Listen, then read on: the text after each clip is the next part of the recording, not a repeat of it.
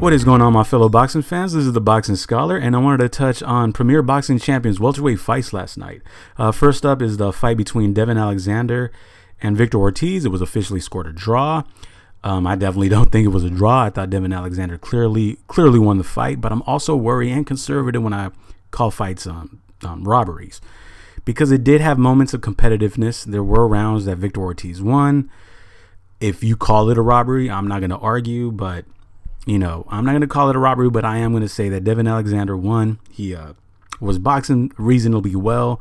Devin Alexander hadn't fought, or actually only had one fight since his loss to Aaron Martinez back in 2015. And Devin Alexander looked pretty good. Victor Ortiz didn't look good at all. The fight had his competitive moments, but as I said, Devin Alexander clearly won. He was landing a lot of clean left hands. Victor Ortiz's left eye was swelling up. He was coming up kind of squared up. He had both hands up, kind of an easy target.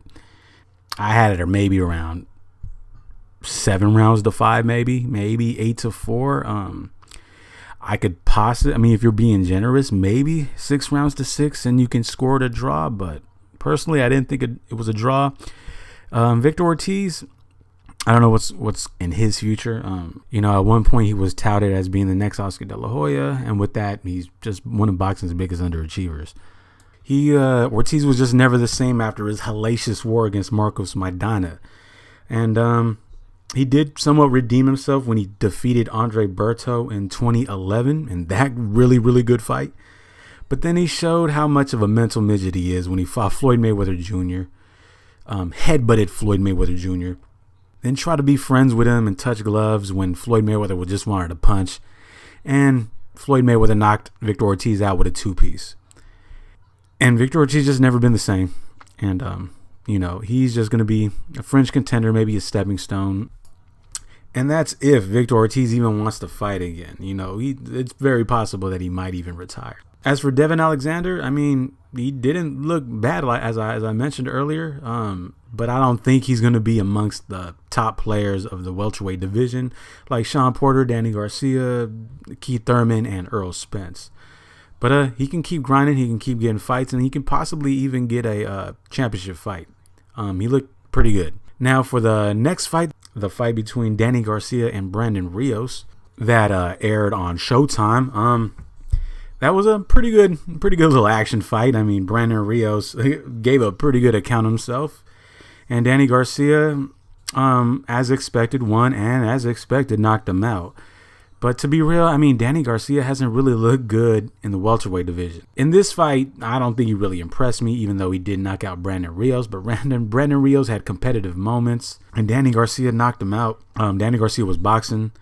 Brandon Rios had good moments of cutting off the ring, good moments of landing punches, but for the most part, Danny Garcia was landing the cleaner, bigger punches, making Brandon Rios' head swivel like a Pez dispenser, and just knocked him out in the 9th round. And credit to Brandon Rios. He got knocked down, hard, and he got up, and he still wanted to continue to fight. He wanted to keep going, but he was wobbling all over the place. And Danny Garcia won.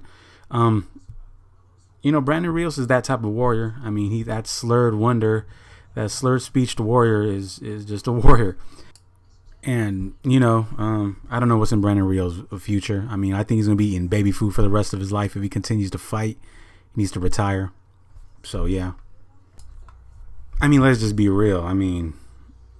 He needs to retire. He's gonna start sounding like Flynn from Breaking Bad if he keep. That's what he's starting to sound like that right now, man. If he keeps fighting, all he's gonna be able to say is Hodor. So yeah, just retire, Brandon Rios, please. Or go back down and wait. Now as for Danny Garcia, next fight, he's got options because he does have that name recognition, but he's never really looked good at welterweight. And then you got Sean Porter out here wilding out, calling out everybody, going into the ring, calling out Danny Garcia. Now that is actually a fight I'd like to see next. Danny Garcia versus Sean Porter, and the winner of that fight possibly can have the rematch against Keith Thurman.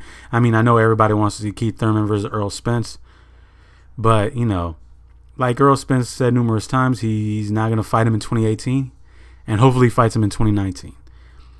But yeah, man, Sean Porter's out here wilding out, calling people out, going up to Danny Garcia, going up to Keith Thurman, and props to Sean Porter for getting his name out there, for putting his name out there and trying to get that fight.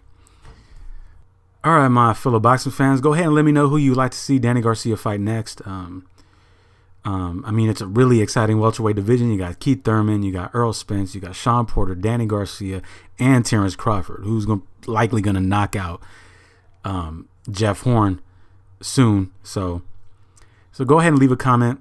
Give me your thoughts. Subscribe if you have yet to do so. And I will see you next time.